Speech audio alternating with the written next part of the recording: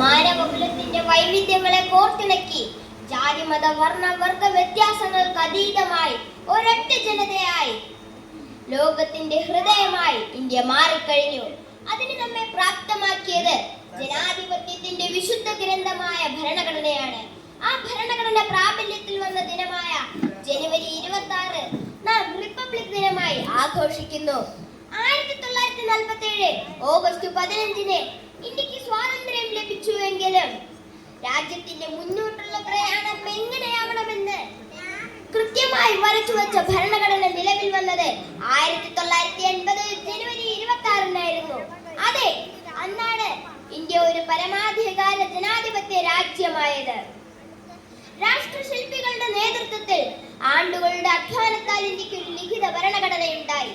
ജനാധിപത്യ മതേതര സോഷ്യലിസ്റ്റ് പരമാധികാര റിപ്പബ്ലിക്കായി ഇന്ത്യ മാറി. വിൻസ്റ്റൺ ചർച്ചിൽ പറഞ്ഞിരുന്നു, ഇന്ത്യക്ക് അധികകാലം നിലനിൽക്കാനാവില്ല എന്ന്.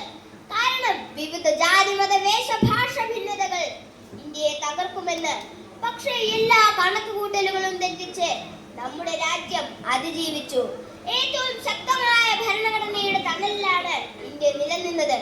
വ്യത്യസ്തതകളെ ഒരു കുടക്കീഴിൽ അണിനിരത്തി ഐക്യത്തിന്റെയും സ്നേഹത്തിന്റെയും പുതുഗാഥ രചിച്ച് ഇന്ത്യ മുന്നോട്ടു പോയി. എല്ലാവർക്കും റിപ്പബ്ലിക് ദിനാശംസകൾ നേർന്നുകൊണ്ട് എന്റെ ഈ കൊച്ചു പ്രസംഗം ഞാൻ നിർത്തുന്നു.